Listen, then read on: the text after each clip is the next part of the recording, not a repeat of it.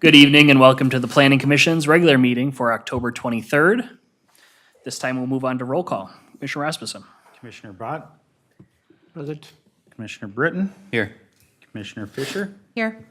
Chair Frazier, Here. Commissioner Nabel. Here. Commissioner Rasmussen, here. Commissioner Stevens, Here. thank you. Thank you. This time we'll move to item 3, which is approval of the agenda. Do I have a motion to approve? Motion to approve. I have a motion from Commissioner Britton. Do I have a second? I'll second. Second from Commissioner Fisher. All those in favor say aye. Aye. Opposed say no. Motion carries 7-0. Item 4 is tonight's open forum. If there's anyone who's in the audience who'd like to speak on something that is not on tonight's agenda, please step forward to the podium, state your name and address for the record. We'll open forum.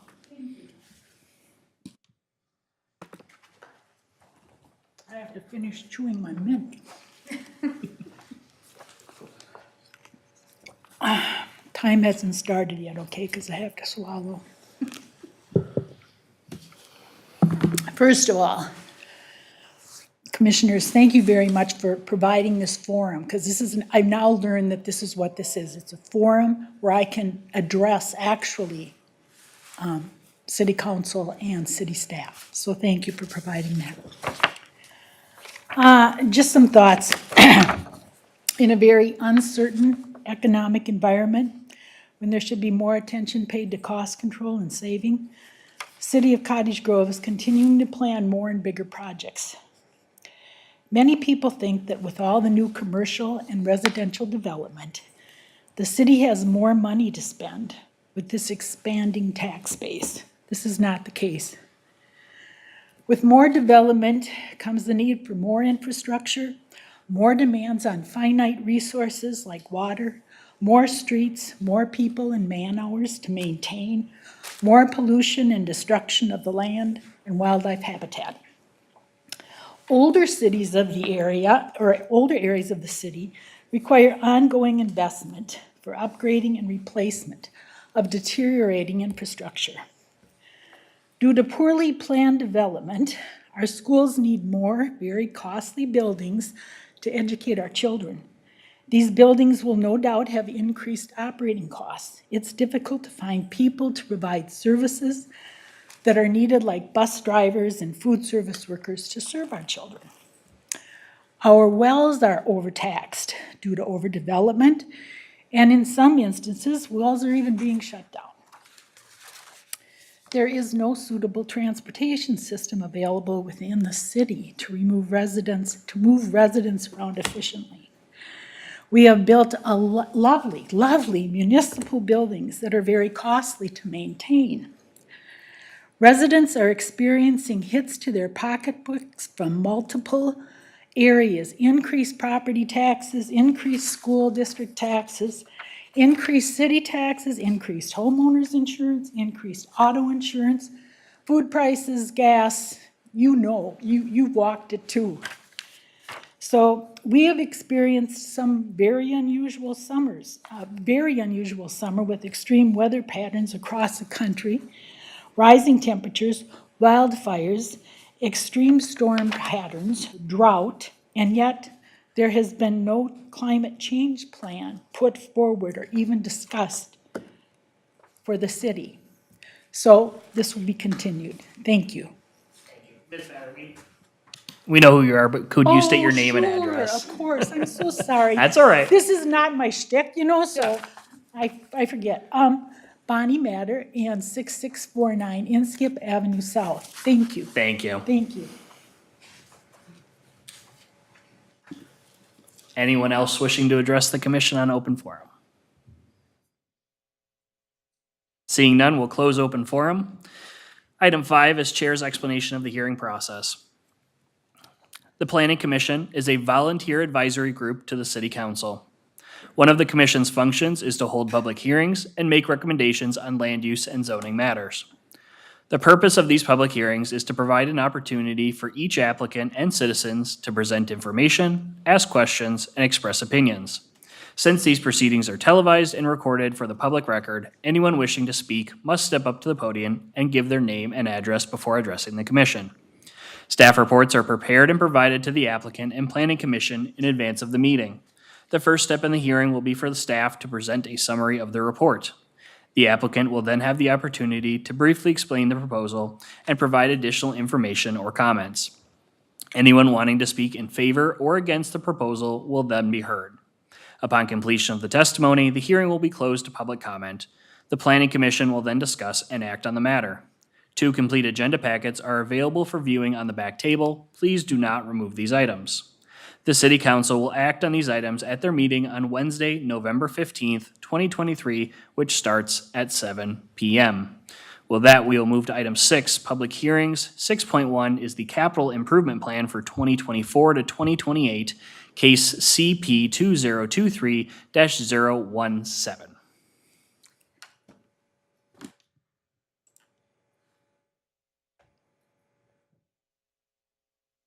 Right.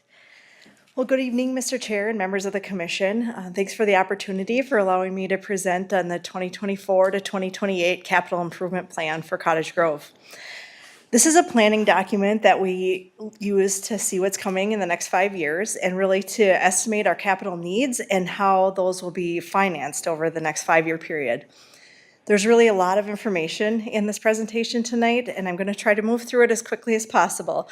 It's broken down into 4 sectors: public facilities, parks, streets, and utility projects. So I'm going to start with public facilities. In 2024, we'll be constructing the Utilities and Engineering Building. This will be located at the southwest corner of the city at the intersection of 110th Street and Ideal Avenue. The project will go out to bid in the next couple of months here, and then construction will take place throughout 2024 with anticipated move-in date in the fall of 2024. Also in 2024, the Ice Arena will see a large project with the placement of solar panels, party lights, and an upgrade to the water treatment system there. In 2025, with the utilities moving out of the current Public Works building, we'll see a remodel there, primarily in the shop and wash bay areas. And then in 2025 through 2028, we have several projects at the Ice Arena, including a radiant heater replacement, locker room furnace, Zamboni replacement, and a dehumidifier replacement. Moving on to parks projects, there's several projects here. I'm going to pull just a few of them from each year in the essence of time. All the projects are in your packet. In 2024, we're seeing a $100,000 improvement at Hearthside Park.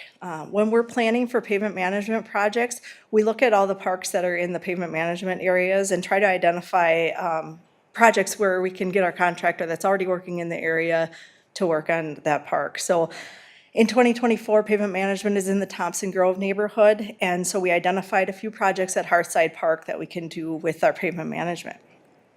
We're also seeing a $500,000 project for the Jack and Marlis Denzer Park. This is located at the southwest corner of the city near the newly constructed 105th Street. Improvements here will be driven by residential development in this neighborhood. Also in 2024, we have $200,000 for military trailhead. And again, this is development driven up on the north side of town. We've seen a lot of development in that area that could warrant this project in 2024.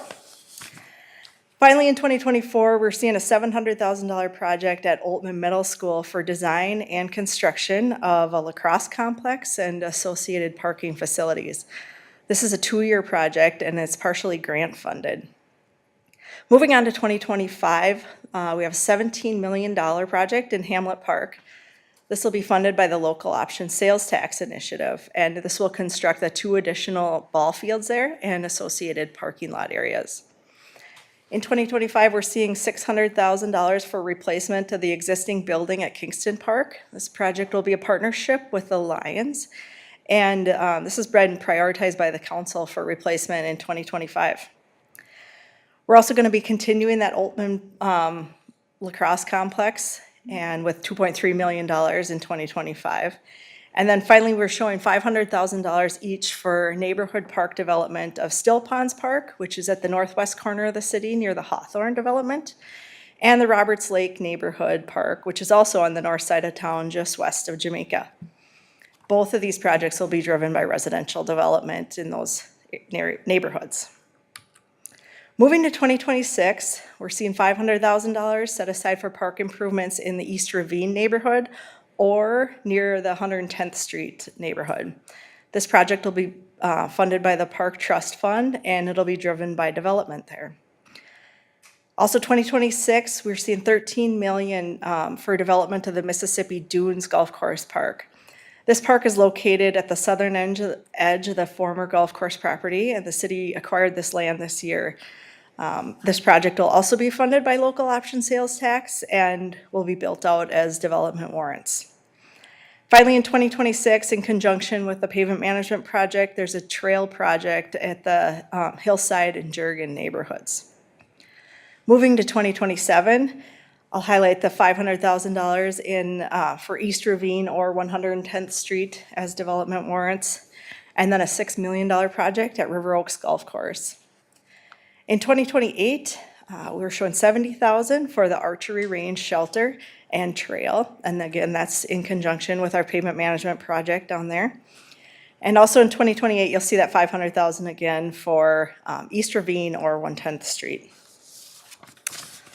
All right, I'm gonna move along to our, oops, I'm sorry, I forgot to advance the slide there. Moving on to our streets projects that are in the CIP. Starting in 2024, County Road 74, also known as 65th Street, where this project would add a trail along the south side of 74 between Meadowgrass and Hadley.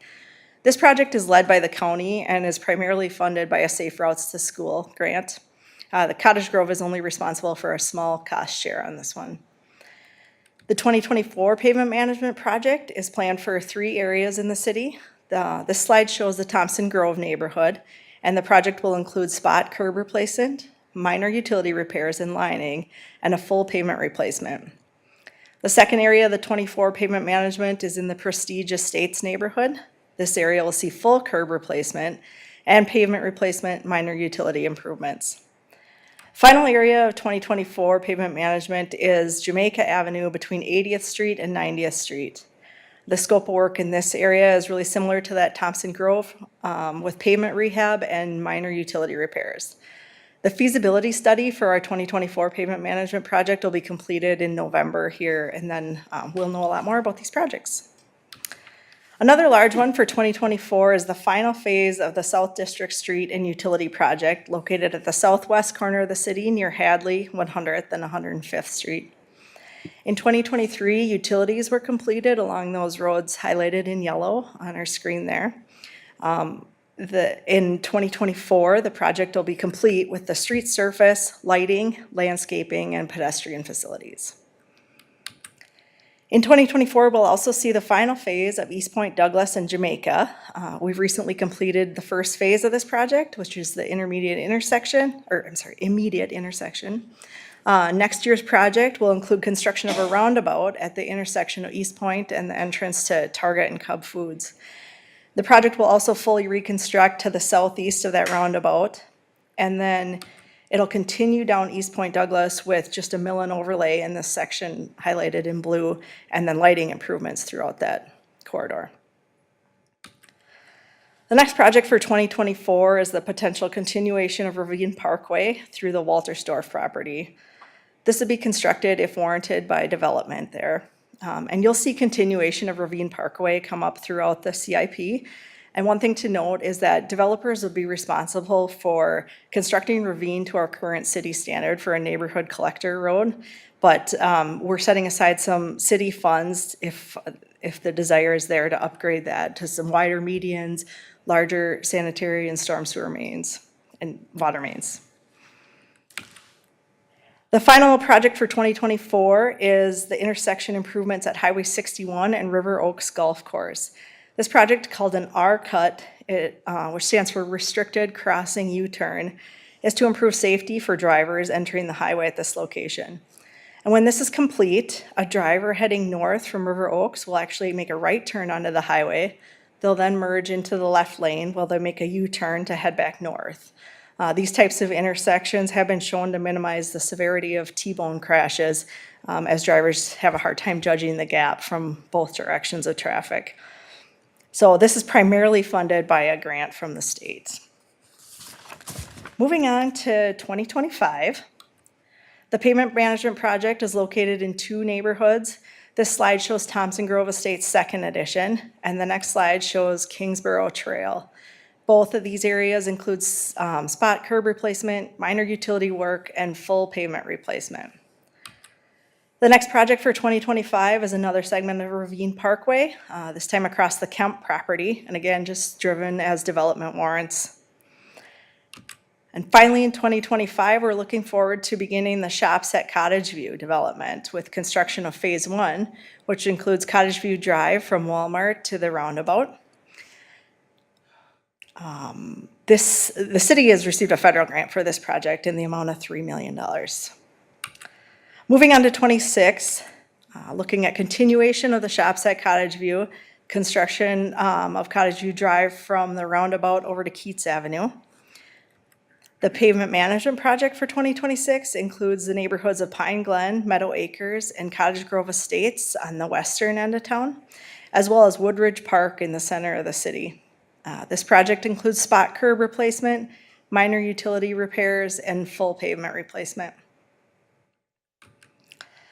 Next for 2026, we have the reconstruction of 80th Street from the highway to Ideal Avenue.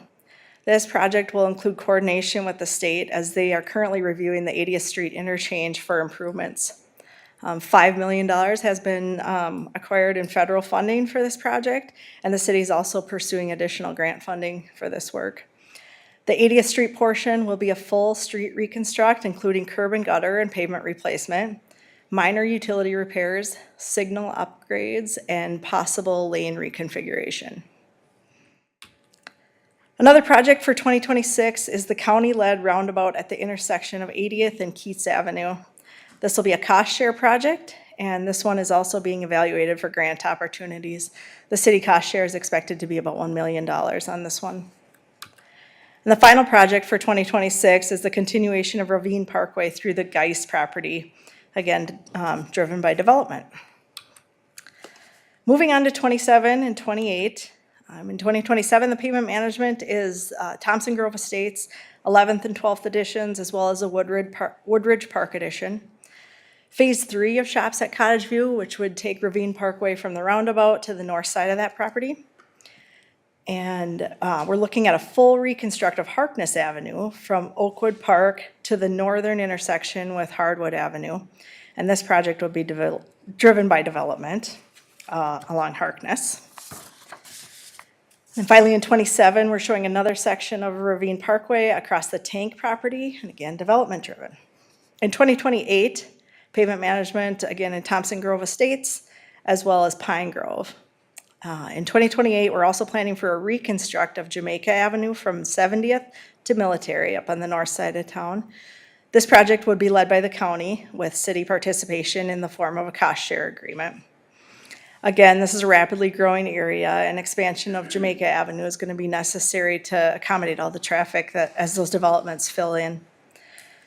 There's a line item in 28 for development of Ravine across the Tank property again, but warranted by development. And we're also looking to make system-wide improvements to pedestrian crossings in 2028. Also in 28, the CIP includes an $8 million project to reconstruct the railroad bridge at 103rd Street underpass near the Mississippi Dunes Golf Course. This line item is kind of a placeholder in order to allow us to apply for grants for this one. And then we're showing a large project on the CASA 19 overpass, Highway 61, with a redesign of the bridge to better align with the future 100th Street project. Again, it's kind of a placeholder to allow us to apply for some grants. That 100th Street project is a big one. So next I'm going to kind of spend a little time talking about 100th Street. Preliminary design for this project was completed in 2023 and will continue to work towards project completion throughout the 2024 to 2028 CIP timeframe. Over the past several years, the city has seen a lot of development on its south side, and traffic concerns are increasing with each development. This project serves to relieve traffic on existing highway intersections by providing access to the highway at 100th Street. This project constructs 100th from Jamaica Avenue over to the highway.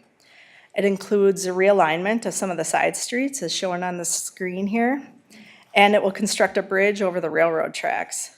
This bridge will eliminate an at-grade crossing, making this really an important corridor for truck traffic. This project, currently estimated at $43 million, will require partnerships with several stakeholders, including Washington County and the state. The final design is mostly funded by grant dollars. It'll take place in 2024 and 2025, with construction expected in 2026 and 2027. So moving on to our final category, utility projects. We're starting with stormwater. We're setting aside $200,000 annually for stormwater maintenance projects. For water projects, we have $70,000 annually in well maintenance. And then in 2024, we're planning just over $1 million for SCADA improvements. If you don't know, SCADA is the system, the computer software that kind of allows us, the components of our water system, such as the pumps and the towers and the wells, to talk to one another in order to move water throughout the system. In 2024 and 2025, construction of the low zone water treatment plant and well 13 will continue, and this project is funded by the 3M PFAS settlement agreement. And once the low zone is complete, construction of the intermediate zone treatment plant is scheduled for 25 and 26. This is also part of 3M settlement agreement.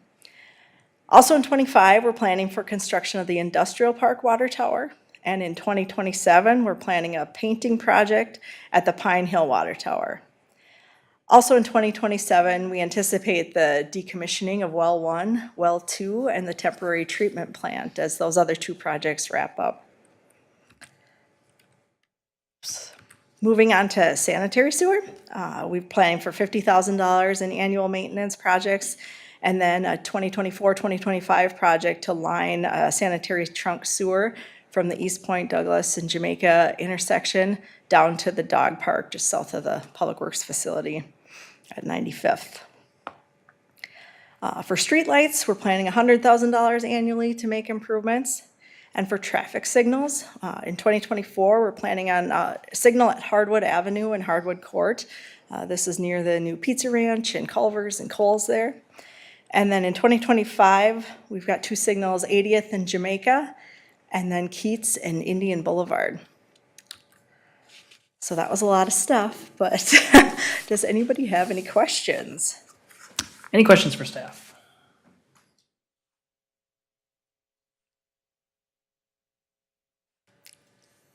No? All right, thank you. Thank I you. do have one question. Commissioner Bob? So this is just for my reference.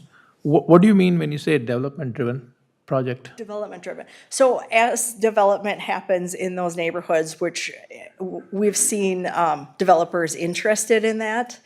So as development actually comes to fruition, we'll need to build out things like parks and Ravine Parkway and features for those residents that move in there to use. Thank you. Yep. Any other questions? I have a quick question, Commissioner please. Rasmussen? Using the 80th Street project as reference, I think we had like a $10 million budget, and then at the bottom it said half of that $5 million was maybe state grants or something. So does that mean we're like 15 million, or is it 10 million, the total project amount being half of it funded through the state? 10 million is the total project amount, and I'm gonna just make sure that's correct with Amanda. Yes. So 10 million is the total amount, and then 5 million is already paid for by grants, so then our portion will be 5 million. All right, I understand. Thank you. Yes. All right, thank you very much. Thank you. At this time, we'll open public hearing on the application, so anyone wishing to speak for or against the application can step to the podium.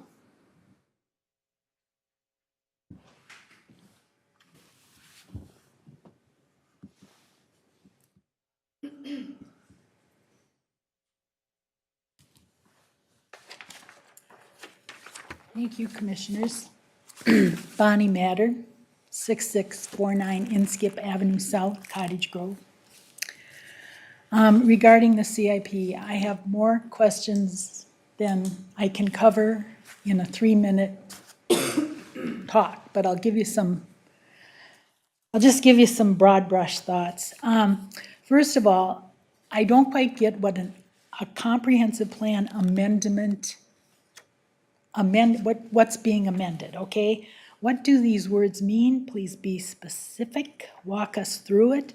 It was pages long. It was very hard. I still don't know if I understand what was being amended.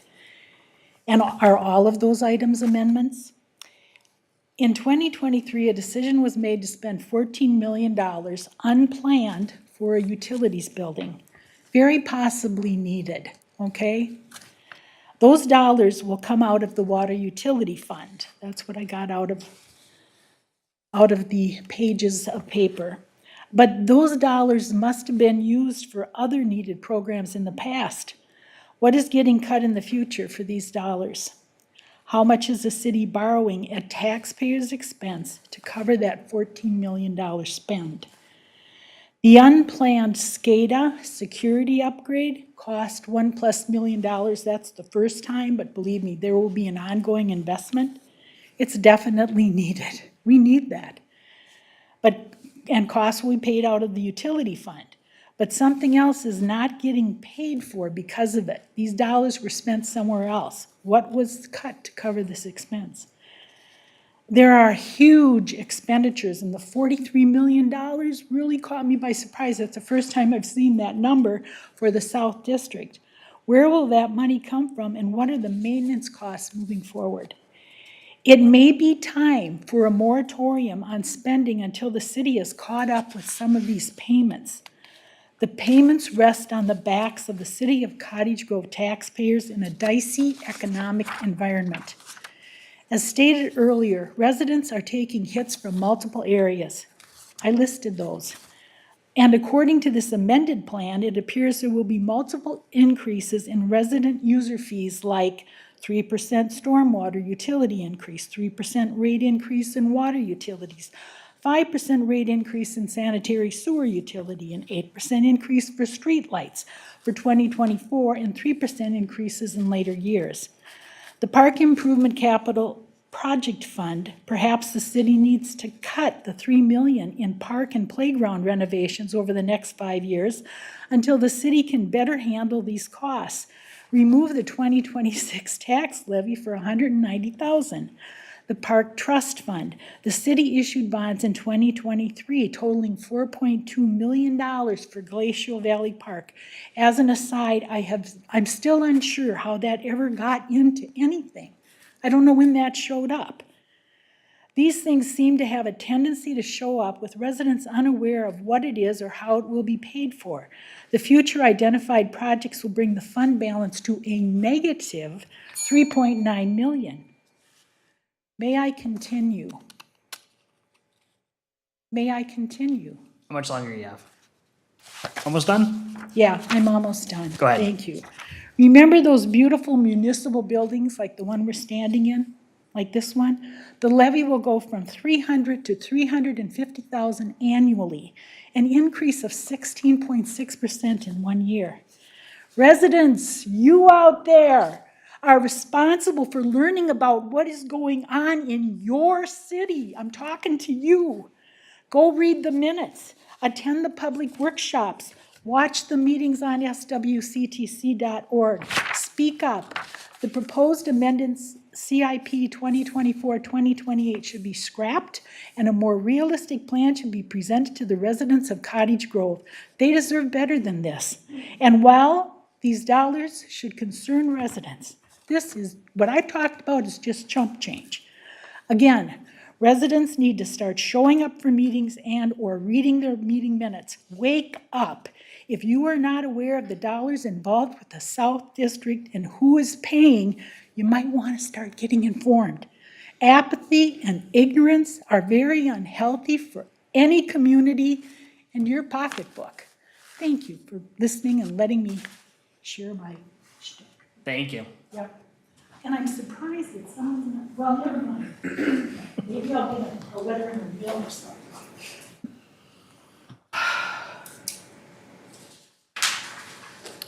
Seeing no other public comment, I'll close public hearing on the application. If I could have someone from staff step up to answer a couple of the questions that were posed. Good evening, Chair, members of the commission. As far as the comp plan amendment question, I may pass that over to our Community Development Director, Emily Schmitz, to respond to. I don't know if you want to start with that. We'll start there, yeah. Okay.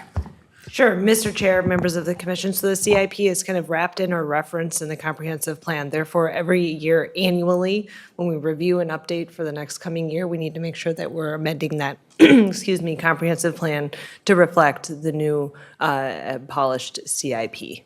And so just as a review, the comprehensive plan is the guiding document for how the city is going to develop and what land uses policy is for the city, correct? You are correct, Mr. Chair. And so the comprehensive plan or the capital improvement plan is a part of the comprehensive plan that gets updated every year to show where the plan is to spend the city dollars. That's correct, Mr. Chair, as we look out those 5 years. All right. Commissioner Britton. And just to add into that, you know, the 5-year mark at the end of the comprehensive plan is predicted, but not as well planned as the 1 year out. So as we do this 1 year step, 5 years gets a little more clear because now it's 4 years, and then the next year it'll get it more clear. So that gives you the ability to refine what we're doing. So the closer we are to the date of today, the more defined it will be, and the farther out is just more of a prediction that gets updated every year. Would that be correct? Mr. Chair, Commissioner Britton, that's correct. And that's why we look out 5 years, we make a plan, but anything can happen in 5 years, and that's why we reevaluate and take a deeper look every year. All right. So before, and I hope I captured all the questions here in my notes, but before getting to the questions, I do just want to reiterate, so the city did go through quite an extensive process to put together a financial management plan. And that looks at the city finances as a whole over, I believe, the next 10 years. And that was part of the city getting that AAA bonding rate. And so as we go through the CIP, we are ensuring that that CIP is following the financial management plan. So what you see in that CIP is mirroring what we think is happening even in the next 10 years. The CIP is just focusing on the next 5. So I just want to make note that the city is thinking long-term, long range, and trying to kind of capture what needs to be improved as well as what maybe needs to be added as we are a growing community. So some of the things I just wanted to touch on. So as mentioned, all the infrastructure in our city does age and does need to be improved. It needs to be repaired. It needs to be maintained. And so that is at the forefront of our mind. As you saw in the CIP, we have our pavement management project each year.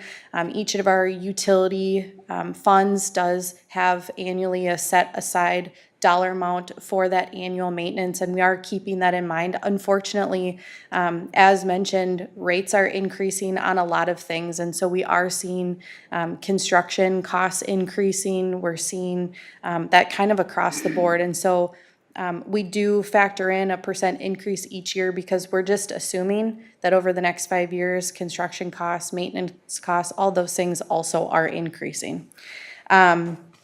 Specifically, so talking about utility engineering building and how that's being paid for, what's being cut. So the city did do a utility rate study to analyze current utility bill rates and adjusted those based on what is consistent with some of the other communities that surround us. Those utility bills are helping fund the building, but I will note there's also some 3M settlement money that we are trying to acquire for that building, as it does house some of our staff who are specifically meant for the treatment plant. And so some of those costs, we are getting some additional funding from that source. As it relates to the $43 million project, I believe that's the 100th Street project. I will note, so we have $7 million already secured in funding that the county has secured. We are in the process of getting another $3 million to help finish out that final design cost. We should hear more about that yet this fall.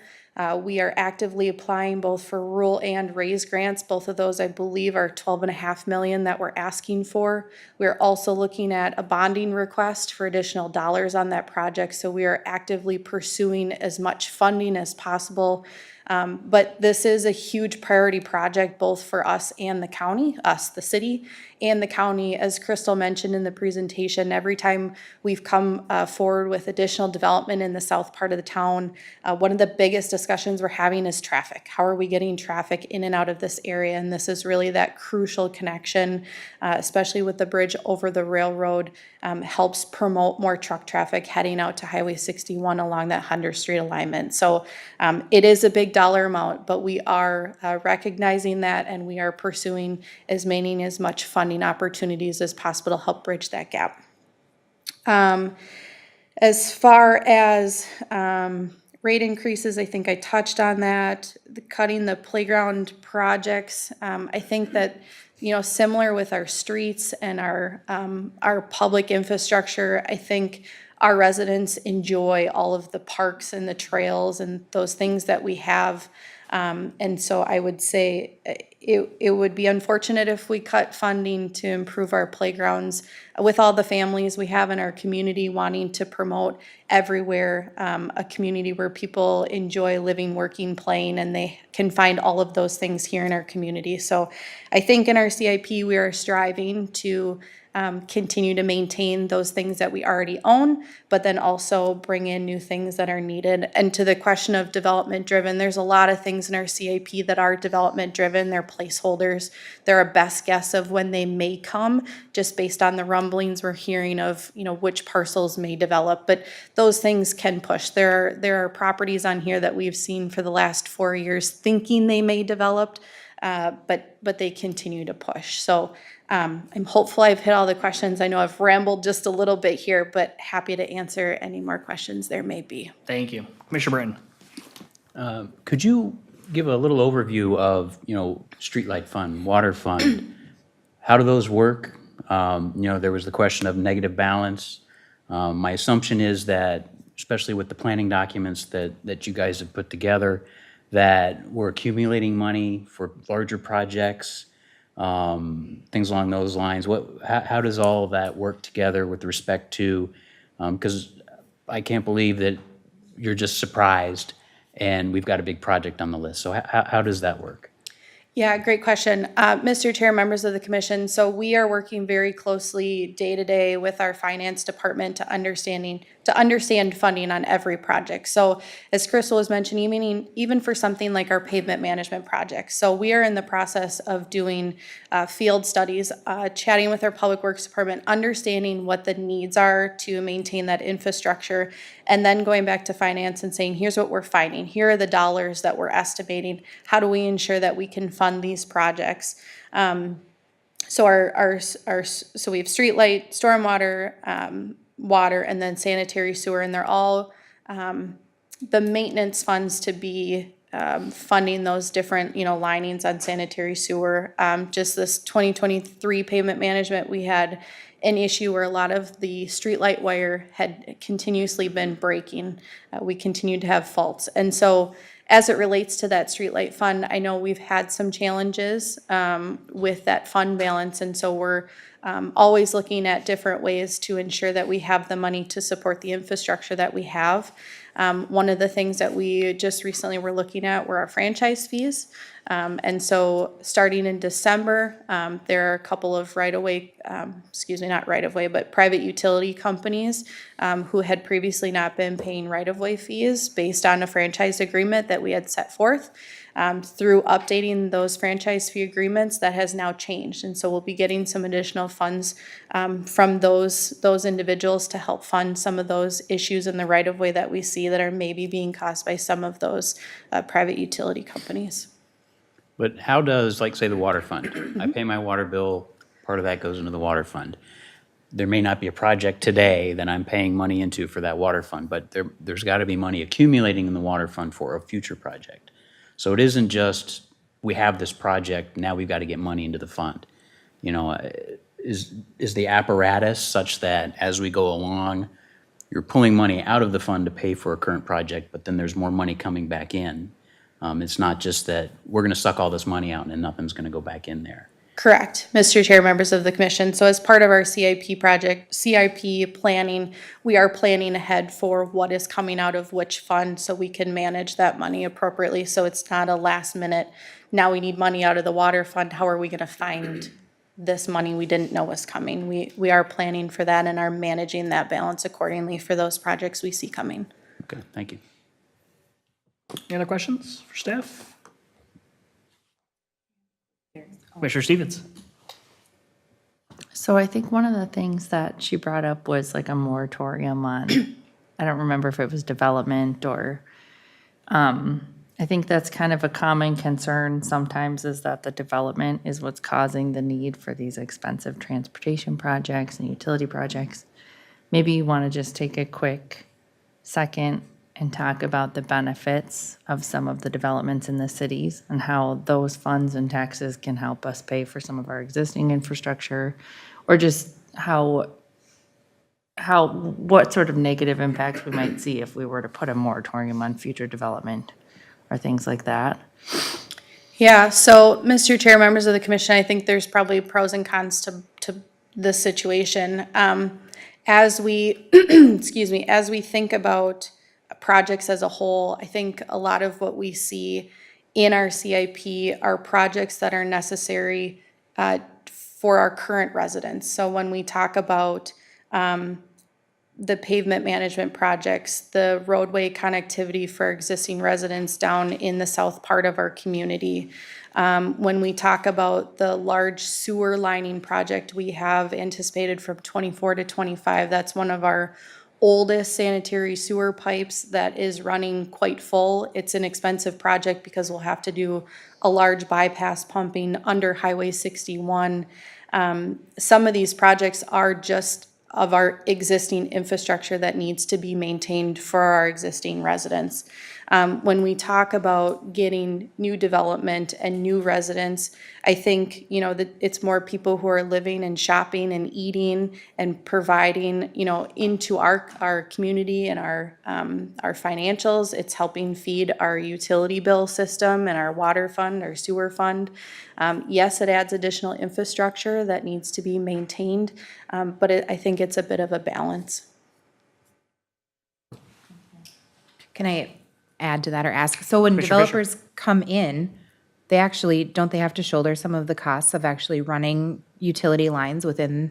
Because I think, didn't we just do a new, like we extended a water main for the development that's going in just up the road here or whatever? I mean, so developers shoulder some of that initial cost, don't they? Yes, thank you. That's a really good point. So, Mr. Chair, members of the commission, as developers are coming in, they are bearing all of the initial costs. So the utilities, the streets, any sort of that infrastructure, that initial cost is being fully bore by that developer. So that is a really good point. Commissioner Rasmussen? One last question or comment. Throughout the presentation, it looks like we're getting a lot of state and federal grant money for a lot of these projects. And if I understand from past presentations, the CIP and the planning process allows us to apply for all this, the different grant money. Is that correct? Yes, that is correct. I just want to say, I feel like a lot of the bigger projects have a lot of really nice partners in state and federal grants, and I think that helps out substantially. So I thank you for that. Yeah, Mr. Chair, members of the commission, if I may, I think, you know, one thing that is either required or is very good to see on a grant application is that it is in our CIP and that we are planning for it. So it definitely helps us in those grant applications to have those projects in our CIP. Any further questions? I Commissioner just Fisher? want to make one more comment. So just with my job, I get to see, I'm out in communities all over the state and western Wisconsin, and I just think that the city of Cottage Grove works really hard to keep up with things, right? Like the potholes, maybe, and Tony probably can agree with me in some of the communities we go into, or, you know, just keeping roads and infrastructure working well. You know, I think all of these things, of course, we look at this huge thing and we see all these millions of dollars, and it kind of blows your hair back, like, that's a lot. But it's important to keep a city this size and of this standard, this quality running well. And I, like the parks there are parks everywhere here. Like, it's such a good place to have a family. There's trails everywhere. There's, the city does provide a lot for us as residents, and not just for people with little kids or elderly or whatever. It's really a wide range of amenities, really, I think. When I moved here almost 10 years ago, I thought I would hate it because I grew up on a horse farm and this was suburbia, and I was like, ah. But I love it here. Like, I really, really do. And the other communities I get to go into, you can see that the standards are not as high and the taxes aren't as high. Like, that's my job, is to look at taxes and tell people, okay, if you're gonna live here, this is what you can expect to pay. And so I just think Cottage Grove is a good place to be, and I appreciate all of this. And is it perfect? No. I mean, nothing is ever perfect, and we're never gonna make everyone happy. But I do think it's a good community to live in. And that's all. Thank you. I had a question. Commissioner Knavel. I'm sure I missed it in all the stuff you have talked about, but I just want to I'll use the Zamboni, for example, in 2027 at $120,000 cost. Is there inflation built in that number? Or as 2024 comes around, we see Zambonis become, electric and just drive themselves now or whatever it is? How do you build that in as it gets closer? Do you revisit every item? Yeah, so Mr. Chair, members of the commission, so unfortunately, Zambonis are not my forte.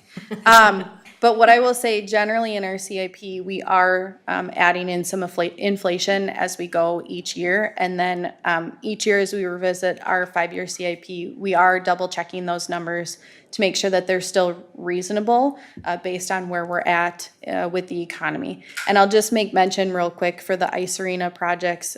Those are all being funded from the North Point naming rights. So that's all money that we are getting from the North Point naming of the ice arena. So that was another, I think, project where it's not necessarily funding coming from our taxpayers. We are actively always looking for other funding sources on all of our projects, whether it be at the ice arena or a city project, city street project, or those sorts of things. Perfect, thank you. I have a question, piggyback Fisher, on Fisher. that I just, sorry, I'm chatty tonight.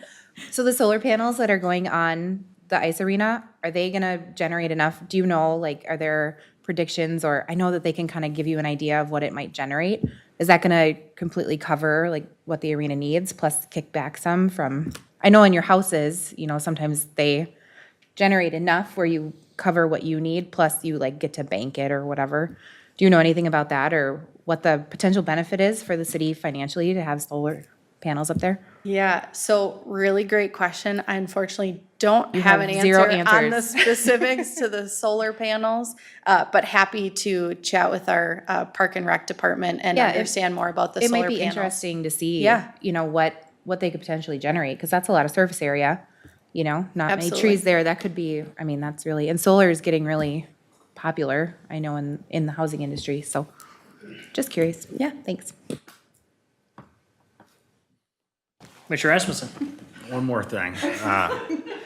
We had no questions. I believe it was the Altman Middle School, there was some funding for maybe a lacrosse field. How does that play with, I guess my initial assumptions would think that that'd be a school board project rather than a city parks project, but can you help me with that?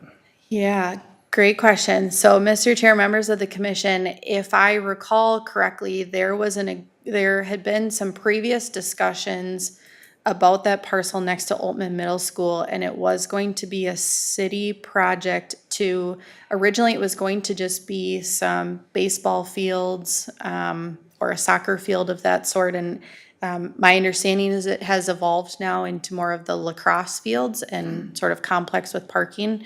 My understanding is that that project is not going to be on any sort of school board decision-making.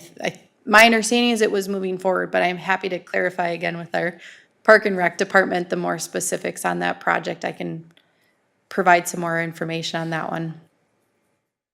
Yeah, thank you. So I guess just, if you could clarify, it's gonna be a city-owned park versus a school district property or park, Yep, I guess. absolutely. Thank you. Commissioner Bob. So the question that I have is regarding, it was previously asked about the federal grants. So have they already been applied, or it's the amount that you're going to apply to? Yeah, so Mr. Chair, members of the commission, it's a bit of both. So there are some grants that we have been successful in obtaining those funds. So 80th Street, that 5 million has already been applied for and received. Shops at Cottage View, that grant funding has already been applied for and received as well. The Safe Routes to School for the County Road 74 trail has already been received. And for the 100th Street, it's kind of a combination. So there's 7 million that we've already obtained. There is 3 million we have been told we're getting but haven't quite received. And then we're in the midst of applying for additional grant funding. So it's a little bit of both throughout the whole presentation. Thank you. And my second question is, that was earlier asked by Bonnie regarding climate change and impact of climate change. So in any of these fire outlook, the projects that you have outlined, are there any considerations towards climate change, or is that something discussed while you lay out these projects? Yeah, Mr. Chair, members of the commission, it hasn't been a huge topic of discussion as we talk about street reconstruction projects, those sorts of things. I know the Glacial Valley Park building that is currently under construction, nearly completed. There were quite a few alternative energy sources that were reviewed and actually implemented for that building, trying to make that building to be pretty much self-sufficient, if you will. So we have tried to look for some varying opportunities to do like stormwater reuse for irrigation, those sorts of things. But it's a little bit more unique for us, I would say. Thank you. Any further questions? All right, thank you. Any further discussion from the commission? I will just add one thing. I appreciate that Ms. Mather brought up the fact that citizens need to be involved in the process, because I wholeheartedly agree. I think everybody, if you'd ask them here, everybody who works for the city, the process is better when everyone's involved. We don't want to be making decisions for everybody on our own. The more input we get, the better the end result is. And so the more people that work and point out different aspects or things that they think might work better, the better the end result is. So I totally agree with that statement. And so I hope next time we have this meeting next year, the seats are full and we hear from everybody about what they think about the capital improvement plan. I won't hold my breath, but I'll hope about it. With that, if there's no other discussion, I would look for a motion. Motion to approve the 2024 to 2028 CIP. So I have a motion to approve from Commissioner Rasmussen. Do I have a second? Second. Second from Commissioner Knebel. Any further discussion on the motion? Seeing none, all those in favor say aye. Aye. Aye. Opposed say no. Motion carries 7-0. Item 7 is approval of the minutes from July 24th of 2023. Unless there are any amendments or changes, I'd ask for a motion to approve. Motion to approve. Motion to approve for Commissioner Fisher. Do I have a second? Second. Second for Commissioner Rasmussen. All those in favor say aye. Aye. Opposed say no. Motion carries 7-0.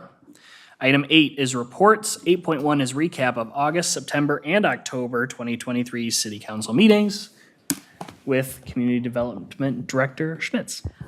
Mr. Chair, members of the commission, we haven't been here since July, so it's been just a bit. So I have a handful of meetings, of council meetings, and I'm going to go back and just touch on a couple of the highlights. You'll notice there will only be one meeting where there are items that were before you, but I figured I would highlight a couple, and then I will pass it over to Councilmember Kambata, and he can give some more details or highlight some additional items as he would like. But going all the way back to August 16th, now this is where you'll hear the items that you did see before you in July. So you saw the comprehensive plan amendment where we adjusted, technically it was the water resources chapter of the comprehensive plan, as we made some clarifications to specifically the sanitary, and there were some maps that needed to be adjusted to reflect essentially what is out in the field. So that was approved by council, as well as the ordinance for the keeping of bees. You saw just the definition before you, but the council did see the entire ordinance, which was approved and put into action. Going to September 6th, the council did appoint Pradeep, who most of you have met on your way in, as we round out the 7 members of our planning commission, which is wonderful since Jarrett and his family moved out of town. But Pradeep, we're very happy to have you and glad that you could join the team. I'm assuming I'm speaking for the remainder of the commission when we say it's wonderful to have more members of the community join. As you can see, there's definitely a passion, which is exactly what we hope for. Oh, no, it was an absolute comment, Commissioner Fisher. Compliment. And then on this same agenda, you'll see a couple items related to Quick Trip and the Lake Forest plat. And so I thought I would just give an overview kind of on where that is at. So Quick Trip is interested in an area of land just south of Highway 61 on Jamaica Avenue and 95th. So it'd be on the east side of Jamaica Avenue there. So we're working with those folks to put together some plans as we start to think about the public improvements that would come as a part of that. And then the Lake Forest plat, we did kind of adjust some boundary lines for some outlots in the area. There's a large regional pond that extends along the east side of Jamaica Avenue, so we wanted to make sure that we were navigating, having enough acres to support the water there. All the way to September 20th. Oh, skip that. October 4th was the last one that I wanted to mention. City Council did approve a resolution for support to the DNR as they continue to work to purchase just about 50 acres down in the Mississippi Dunes area. For those of you who are familiar with the area, the driving range kind of on the north side of the tracks there, which is about 38 acres plus or minus, the DNR is pursuing with the private landowner, as well as an additional 12 acres down adjacent to the Mississippi River. So we provided our recommendation of support for that. With that, I will pass it on to Councilmember Kambata if he has anything additional to add. And if any of the commission has questions for us, we're certainly here. Thank you, Director Schmitz. I have to commend Bonnie on raising a lot of really, really good questions, and I know that there's probably another 3 or 4 minutes of conversation to be had. And I look forward to hearing the rest of that at our meeting here in a couple of weeks when this will come before us. It should be noted that this is exactly what it sounds like, a capital improvement plan. None of these projects are set in stone. Any funds that we get grants for, a grant by definition does not need to be paid back. Since I came onto the council, I have tasked, I think, every one of the directors to seek out grants and seek out opportunities. So that's the key, is these items are on this plan because it gives our staff and our city the tools it needs to go and access those grant funds. Without these projects being on the CIP, we're asking for money that we can't really justify that we need. Some projects, like the 100th Street realignment, have been on year 5 of our 5-year plan for as long as I've been on the Planning Commission. And it's a placeholder. And unless or until the funds are available, that project will sit on year 5, which is, in my opinion, the back burner. And so as we strive to be a fiscally responsible city, this plan is an essential part of that. To Bonnie's point, some of these numbers are staggering, which is why we are constantly looking for grants, cost sharing or cost matching, which would be the case of the water treatment facility. That is mostly 3M settlement money funding the first phase of that. However, there's an opportunity there to get something that we all can agree on the public works side is an eventuality, which is we will need a new building. If we can offset a large portion of the cost of that by shifting it onto an existing project, there's a long-term benefit to us in doing so. So we're always looking for synergies and opportunities like that where we can stretch our dollar as far as possible. So, as these projects come to fruition, as the funding becomes available, these projects come back before you guys with, in most cases, some tweaks. Again, we try to account for inflation, but, when you have, 12 or 13 years of maybe 2% inflation, and then in the course of a year, inflation is 5 or 6 or 7%, then we have to go back and sharpen our pencils, and that's why some of these changes occur. Regarding the Public Utilities Fund, that is something that I advocated for because it did not previously exist. An audit of our public utilities billing showed that we were far below average for a city of our size and the service we were providing. So in order to avoid having to bond out for projects in the future, we established that Public Utilities Fund for the purpose of funding future projects. Parks is another area where Parks only has one dedicated source of funding, and that is park dedication. So when you hear the term, development driven, state statute requires that a developer contribute either, 10% of the cost of the project or 10% of the gross area to the city for park dedication. Unfortunately for us, as a growing city, we don't have as many established parks as we would want, so we opt, or historically have opted for the land, not the dollar amount.